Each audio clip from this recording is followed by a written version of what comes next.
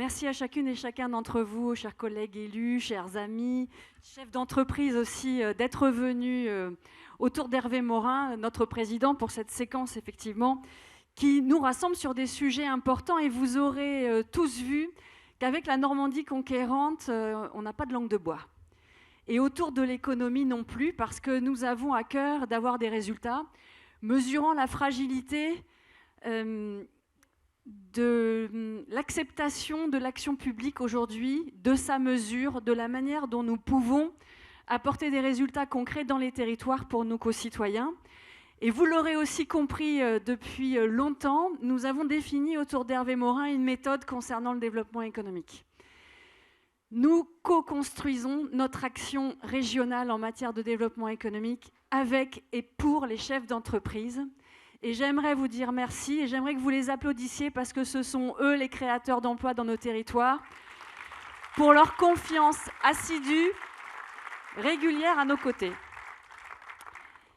Je vous le disais, démontrer des résultats, alerter quand il le faut, parce que c'est parce que notre économie est ancrée dans les territoires et bien que nous sommes capables d'avoir non seulement des remontées très vite du niveau d'activité économique et des problèmes que nous pouvons rencontrer. Ça a été le cas pendant le Covid, où nous avons été, les régions, et en particulier la région Normandie, avec Hervé, aux manettes pour pouvoir déclencher avec l'État des dispositifs de soutien.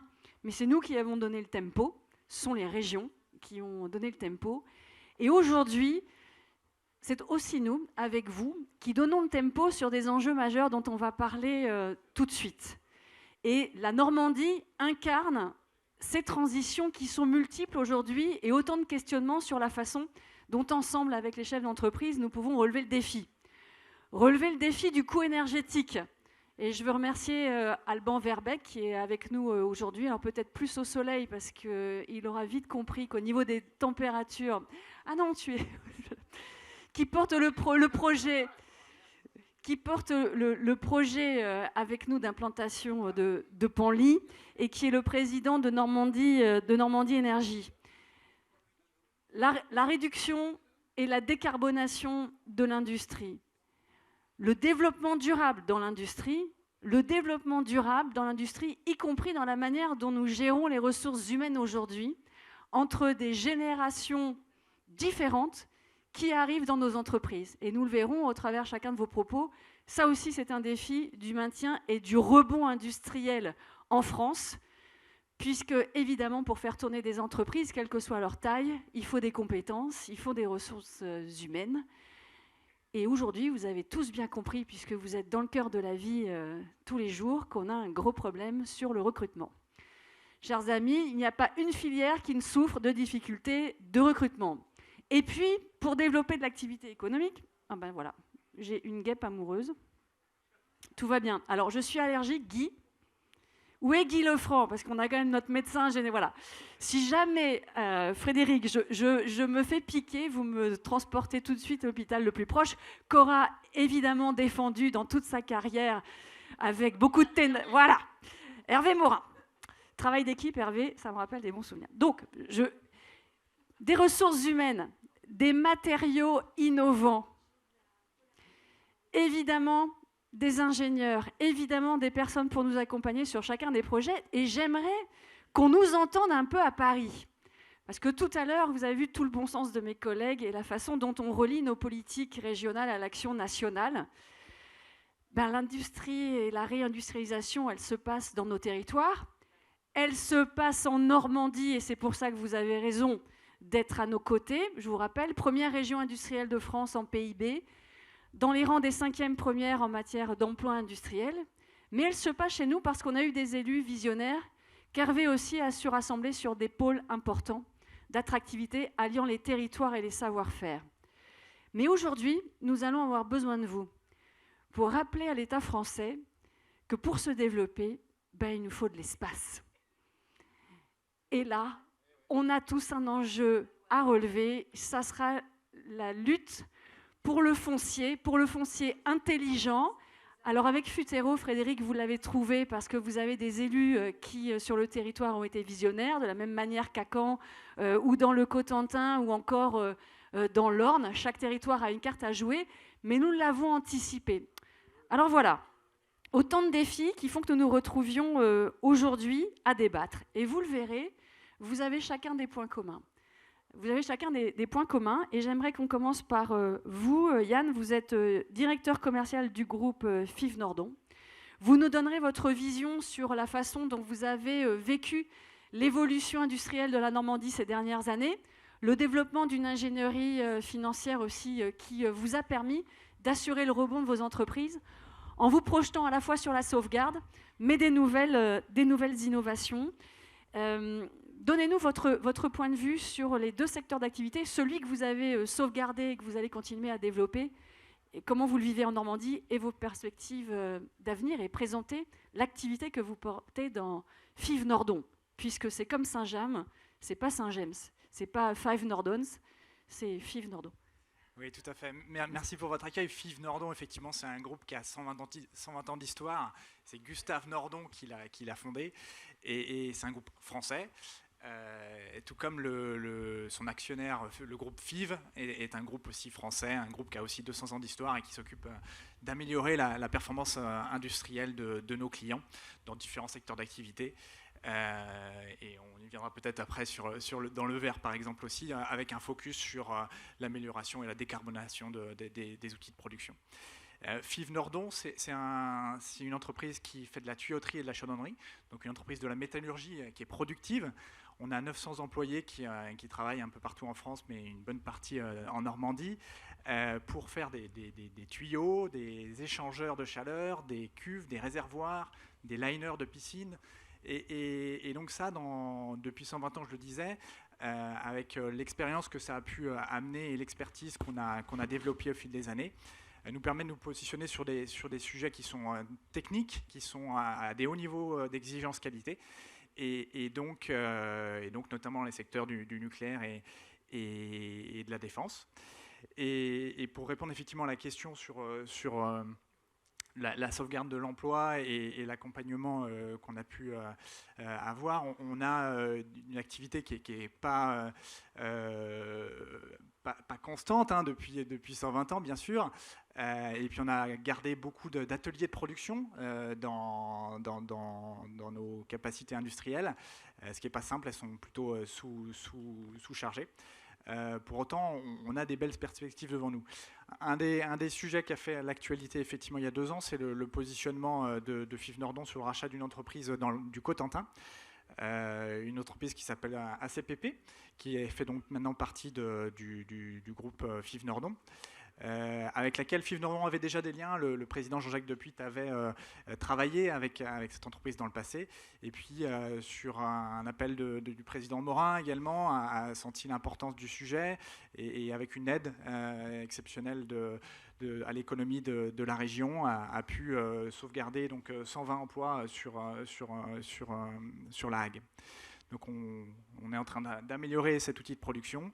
Et puis dans le cadre on l'évoquait rapidement tout à l'heure avec les projets d'Alban sur PR2, des perspectives qui sont très fortes de développement dans nos métiers. On a des projets d'investissement forts pour améliorer encore l'outil de production et l'agrandir. Oui. Et du coup, on aura l'échange tout à l'heure avec Valérie Tellier et Frédéric. Vous avez décidé de relever le défi de la transmission des savoirs sur un secteur stratégique pour nous, le nucléaire, que nous défendons tous dans notre majorité. Vous avez, choisi l'alternance pour motiver, vous assurer d'une transmission pas simple dans les métiers de l'industrie. Oui, c'est des métiers qui, quand on a des tuyauteurs, des soudeurs, mais y compris aussi les fonctions de bureau, les ingénieurs qui peuvent concevoir nos installations et après défendre tous les aspects qualité et niveau d'attente des exigences. C'est des fonctions qui prennent du temps à être formées. Donc on a besoin de pérennité et de visibilité sur ces sujets. On a en interne une académie de formation, on est un organisme de formation aussi bien pour nos employés que pour des entreprises extérieures. Et donc on appelle ça l'Académie FIV Nordon. Et on a donc développé différents niveaux de formation pour accompagner les compétences de nos salariés. Et on a été aussi lauréat d'un appel à candidature de France Relance, là, avec l'UIMM. On a ce qu'on appelle le pass nucléaire pour justement focaliser sur les spécificités de ces métiers-là et préparer les compétences, parce qu'aujourd'hui, le panel n'est pas suffisant, on a du mal à recruter, donc on s'attelle à former. C'est ça, c'est-à-dire qu'on doit trouver le module aujourd'hui en matière de ressources humaines qui s'adresse à la fois aux générations actuellement en poste et à la génération Z, qu'on apprend tous à décoder pour pouvoir mieux la manager et l'attirer sur des métiers aujourd'hui industriels. Et on est tous confrontés à ça. Ça vient nous challenger partout, y compris dans nos collectivités territoriales, où aujourd'hui on voit bien qu'on est plus en mode projet. Et j'imagine que comme Valérie et Frédéric, on en reparlera tout à l'heure, vous avez ce défi à relever. Et peut-être que vous avez aussi dans vos perspectives de développement en Normandie, en vous remerciant d'avoir choisi la meilleure région où il fait bon s'installer quand on est un industriel, des solutions à apporter à Valérie Tellier.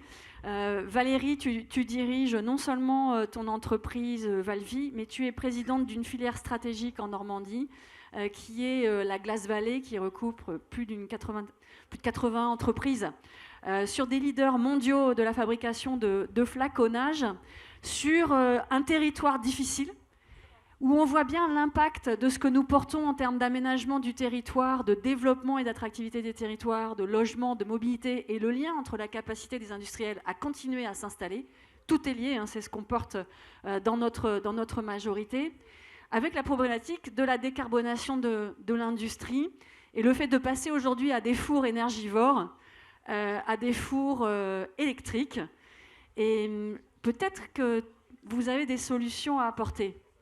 Allez-y. Oui, tout à fait. On a au sein du groupe FIV une entreprise qui s'appelle FIV-Stein, qui fournit donc des fours électriques depuis 30 ans. C'est les leaders dans ce domaine.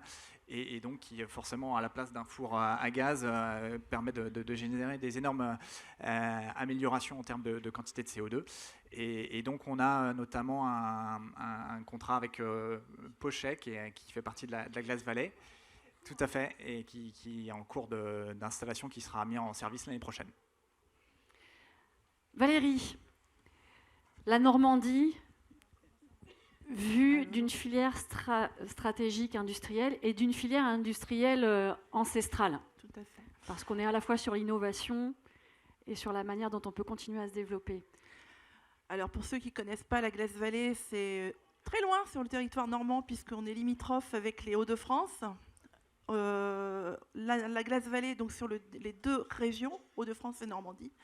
Et nous fabriquons 80% des flacons de parfumerie haut de gamme. Mais pas que. Vous avez parlé tout à l'heure de pharmacie. Il y a 2 entreprises, dont une qui grandit énormément, qui fabrique les flacons pour la pharmacie. Donc SGD Pharma et Nipro, qui s'agrandit d'ailleurs avec des gros investissements. C'est une entreprise qui vient de fêter ses 400 ans, donc c'est pas rien, ça veut dire qu'ils sont implantés sur le territoire depuis très très longtemps, mais qui a su,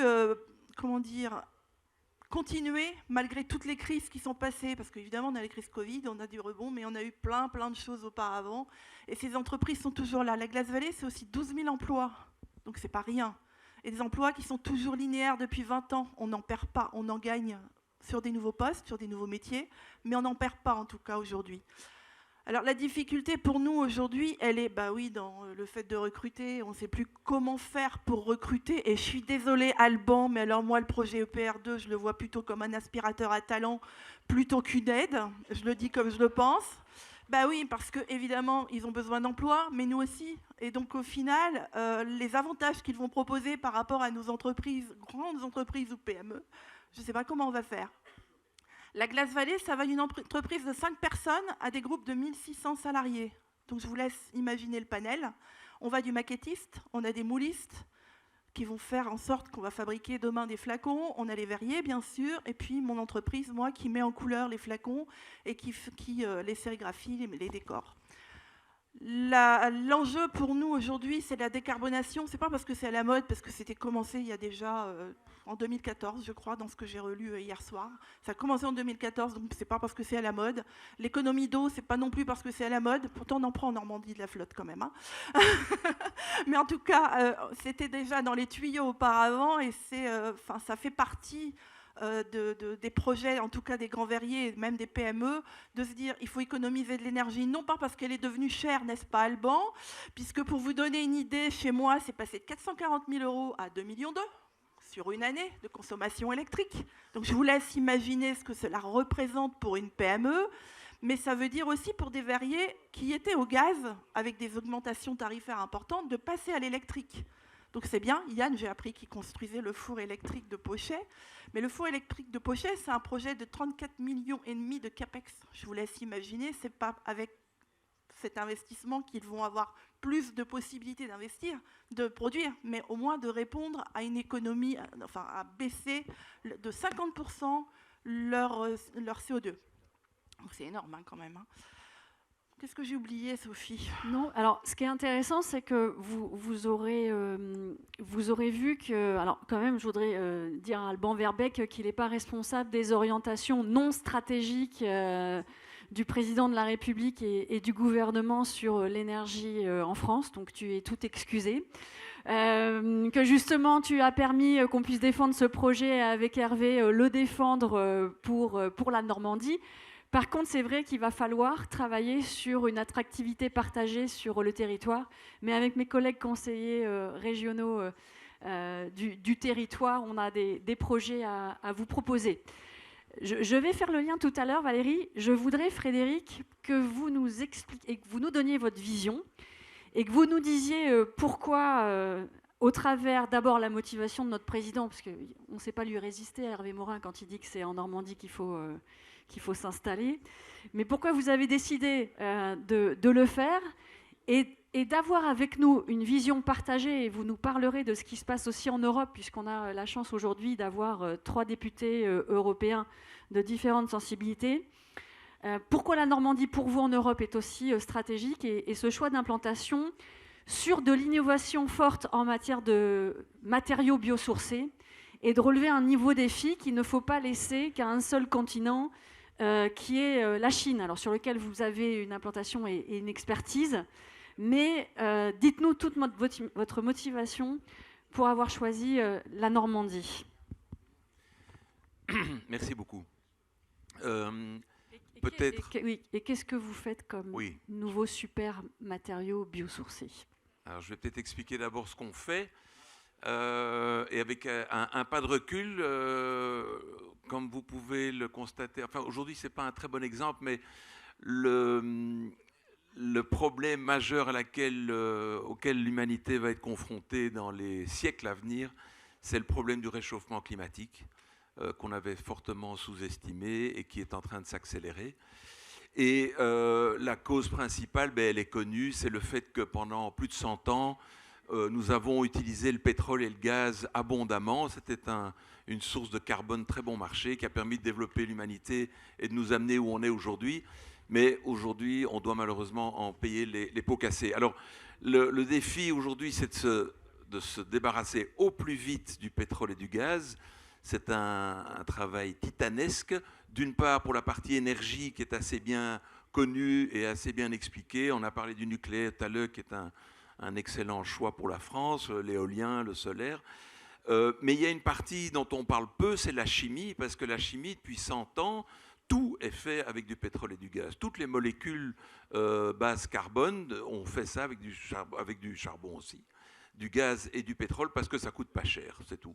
Et dans la chimie, une grosse partie de la chimie, ce sont les plastiques. Les plastiques, ou les pétroplastiques, si vous voulez, vous en avez beaucoup en Normandie avec les installations de Total Energy et de ExxonMobil. C'est des centaines de millions de tonnes de plastique produit chaque année. Et ce plastique, il faut absolument arrêter de le faire à partir de pétrole ou de gaz, mais de partir d'une autre source de carbone, et c'est la biomasse, donc d'avoir une source biologique de carbone. Il n'y a pas le choix. Si vous voulez faire de la chimie, vous avez besoin de carbone. Si ce n'est pas le pétrole et le gaz, c'est la biomasse. Il n'y a pas d'alternative. Il y a une troisième alternative qui est le CO2, mais ça va encore prendre quelques décennies avant qu'on puisse l'utiliser de manière industrielle et de manière économique, puisqu'il faudra également de l'hydrogène combiné avec ce CO2 pour que ça fonctionne. Donc aujourd'hui, la seule alternative pour l'humanité, c'est la biomasse. Et notre entreprise est une entreprise qui a développé une technologie pour partir de biomasse, de différents types de biomasse, pour fermenter cette biomasse. Et on en fait, après fermentation, de l'acide lactique. Alors l'acide lactique, c'est ce que vous avez dans vos muscles quand vous avez une crampe. C'est exactement la même molécule qu'on fabrique, mais en centaines de milliers de tonnes. Et ensuite, cet acide lactique, on va le polymériser, c'est-à-dire qu'on va l'accrocher bout à bout pour en faire du PLA, du polylactic acid, qui est un polymère, donc qui ressemble à du PET ou du polypropre ou du polyéthylène. Donc ça ressemble à tout plastique, mais il est donc 100% fait à partir de biomasse. Alors, il a une autre grande caractéristique, c'est qu'il est très facile à recycler, beaucoup plus facile que tous les plastiques pétro qu'on a aujourd'hui autour de nous. Alors, il y a une problématique plastique sur laquelle je reviendrai après, mais pour répondre à votre autre question, pourquoi sommes-nous en Normandie? Alors, nous sommes une société belge. Nous avons construit notre première usine de PLA en Chine pour une simple raison, c'est que le gouvernement de Pékin a décidé de se débarrasser au plus vite des plastiques pétro et donc nous a donné des garanties de marché, c'est-à-dire qu'ils ont ouvert des marchés où seuls les plastiques biosourcés peuvent être utilisés, dans tout ce qui est le transport express et dans tout ce qui est la vaisselle, par exemple, pour tout ce qui est les communautés, les avions, etc. Donc ça a créé un marché et de bonnes conditions pour s'implanter. La deuxième usine, nous avons décidé de la faire en Europe, parce qu'il n'y a aucune usine aujourd'hui de biopolymères encore en Europe, et de s'adapter également à la réglementation européenne, c'est-à-dire de faire en sorte que ces polymères puissent aussi être recyclés, puisque Bruxelles demande que tous les polymères soient recyclés le plus rapidement possible. Donc c'est pour ça qu'on a décidé de faire notre deuxième usine en Europe. Et en Europe, on a cherché un terrain, on en a parlé. Il nous faut une surface assez importante, c'est un terrain de plus de 20 hectares. Parce que ce sont des investissements hyper importants. Oui, donc c'est un investissement effectivement d'un peu plus de 500 millions d'euros, puisqu'on doit construire en fait 3 usines. Il y a une première usine qui doit traiter la biomasse, la deuxième qui va produire l'acide lactique et la troisième qui va faire le PLA, donc le polymère. Et il y en a une quatrième qui est une petite unité de recyclage qui doit ensuite permettre une fois qu'on récupère le PLA, d'en refaire de l'acide lactique et de pouvoir tourner comme ça à l'infini. Donc il nous fallait un grand terrain, il nous fallait une voie d'eau, parce qu'il fallait également que le transport puisse se faire de manière fluviale, et il nous fallait également une énergie décarbonée. Et on a cherché en Belgique, en Allemagne, aux Pays-Bas, en Espagne, en Italie, en France. Et nous avons oui, également aux États-Unis. Le projet américain n'est pas abandonné, hein, mais je pense qu'il y aura des usines de biopolymères dans le monde entier. Hein. Je veux dire, voilà, les Américains, il y a déjà 3 usines, il n'y en a pas en Europe. C'est une des raisons principales pour lesquelles on a décidé de commencer par l'Europe. Et donc, en cherchant notre terrain et toutes les conditions que j'ai citées, eh bien, on a trouvé ce qu'on cherchait à Lillebonne, le long de la Seine. À Cossenaglo. Ça fait partie des atouts que nous avons en Normandie, puisque vous l'aurez compris, la région Normandie pèse en Europe en matière d'industrie, avec des industries qui exportent de plus en plus, parce que nous avons fait du développement à l'international un objectif majeur, mais aussi d'attirer des entreprises comme la vôtre sur notre territoire. Avec beaucoup d'agilité, de l'agilité de chacune de nos équipes pour répondre à vos besoins, quelle que soit la taille de l'entreprise ou votre secteur d'activité. Dans votre recherche, forcément, la Normandie, avec son activité portuaire, les atouts que vous représentez à terme, les modalités aussi de déplacement et de fourniture en eau de nos fleuves, de notre fleuve, On parlait ensemble, quand on a préparé cette discussion, de l'approche que peuvent avoir nos concitoyens sur l'industrie aujourd'hui et de ce que représente l'implantation d'une activité industrielle. Alors il y a ce qu'incarne Valérie dans le département de la Seine-Maritime, ce que vous incarnez vous avec 2 sites aussi, c'est-à-dire comment on sauvegarde de l'emploi, comment on arrive à se maintenir et à se développer dans certains territoires. Et puis quand on arrive, il y a l'acceptation de l'arrivée d'un tissu industriel que nous revendiquons, nous, puisque nous sommes porteurs de cette industrie innovante et à la fois porteuse de solutions pour l'avenir. Vous l'avez dit, sur la chimie, sur le développement durable. Vous avez participé à des débats. Comment vous avez ressenti votre arrivée, l'acceptation, le risque industriel?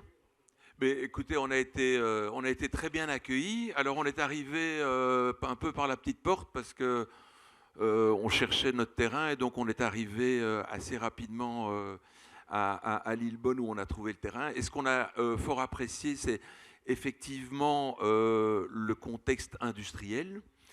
On est dans une région qui connaît bien les plastiques puisqu'il y a à peu près 4 à 5 millions de tonnes de polymères qui sont fabriqués dans la région.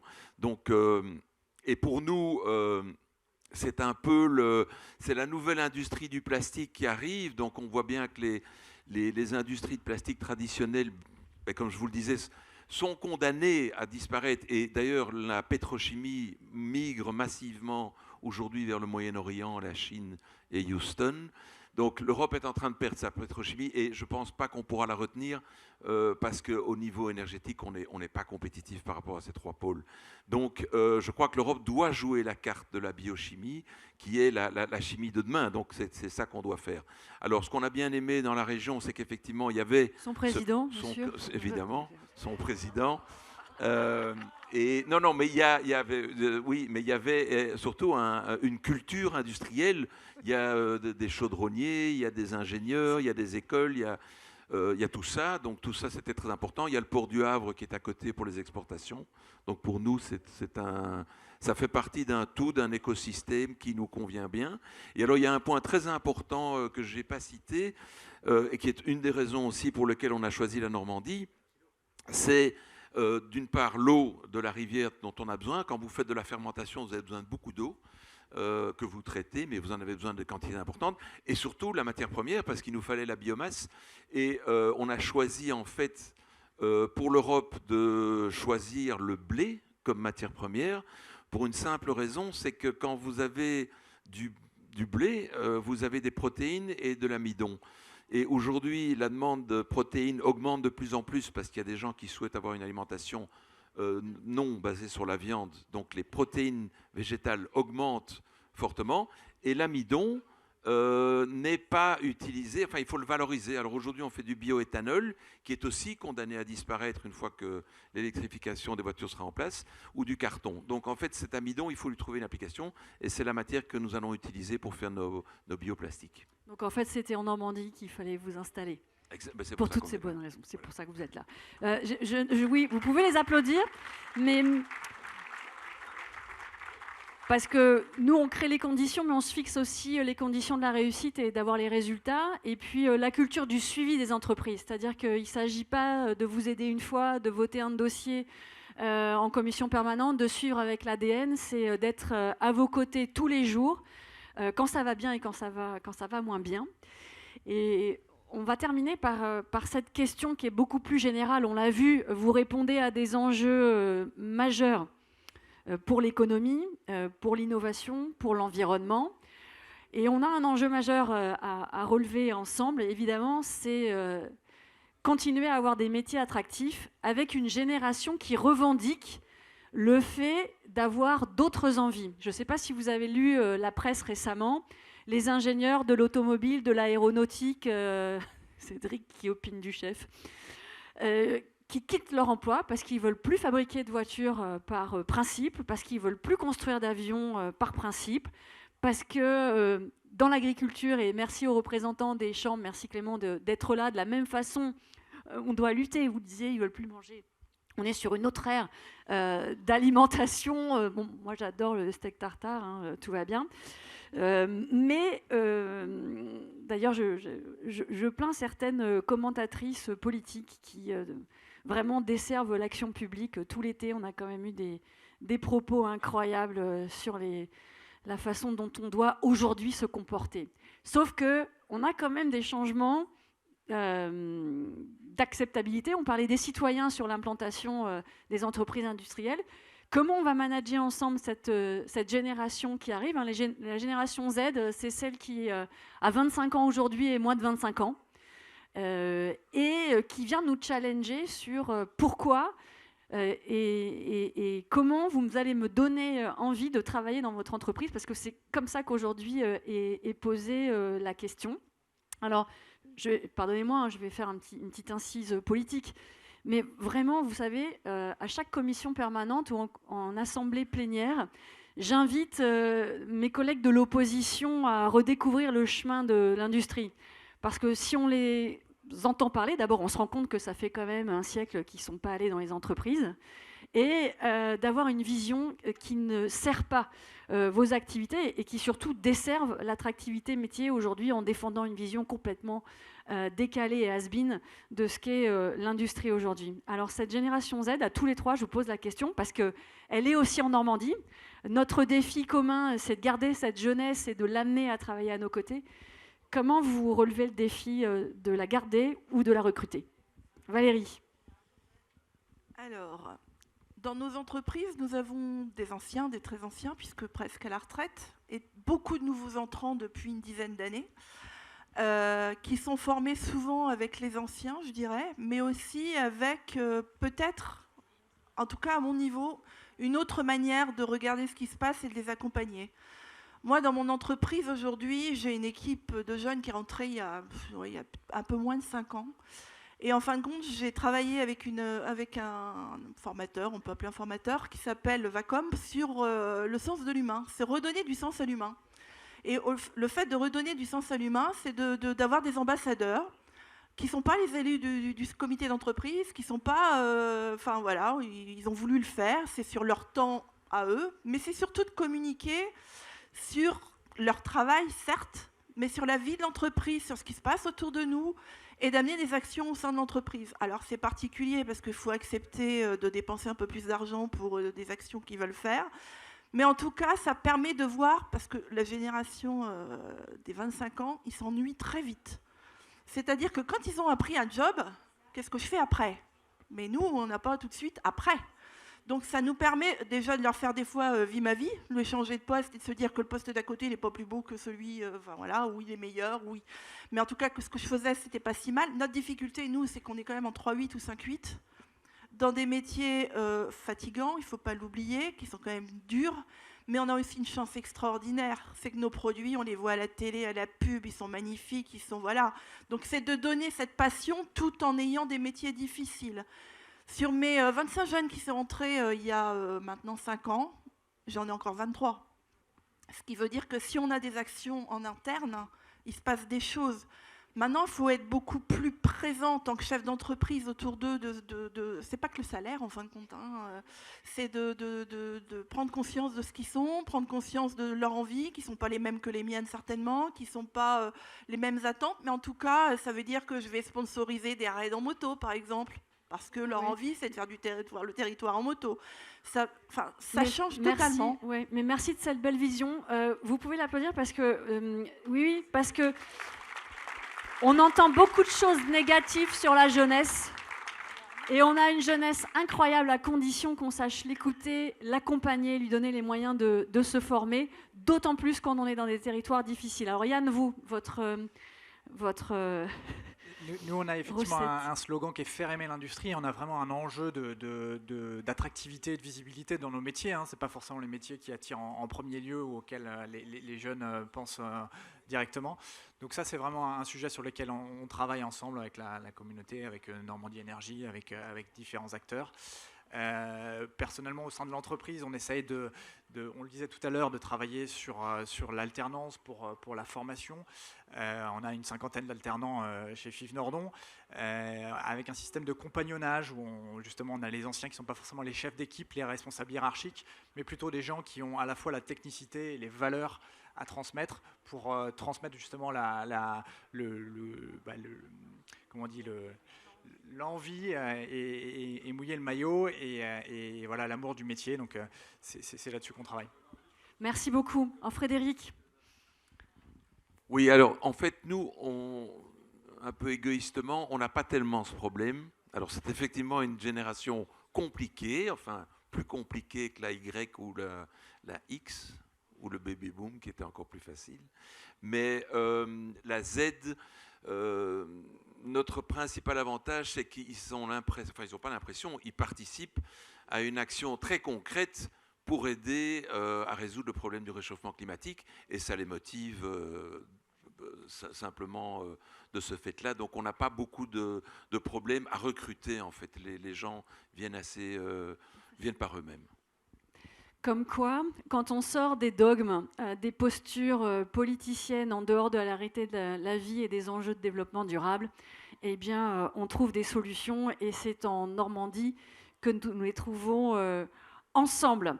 Alors, merci de votre implication. Je vais vous proposer, avant d'accueillir nos orateurs de la journée autour d'Hervé, de prendre des questions dans la salle. Vous avez de la chance d'avoir 3 dirigeants qui incarnent chacun notre force en Normandie, petites et moyennes entreprises, la reprise d'activité, l'innovation industrielle. Si vous avez quelques questions, elles sont les bienvenues. Qui a une question ? Ah, Patrick Chabert.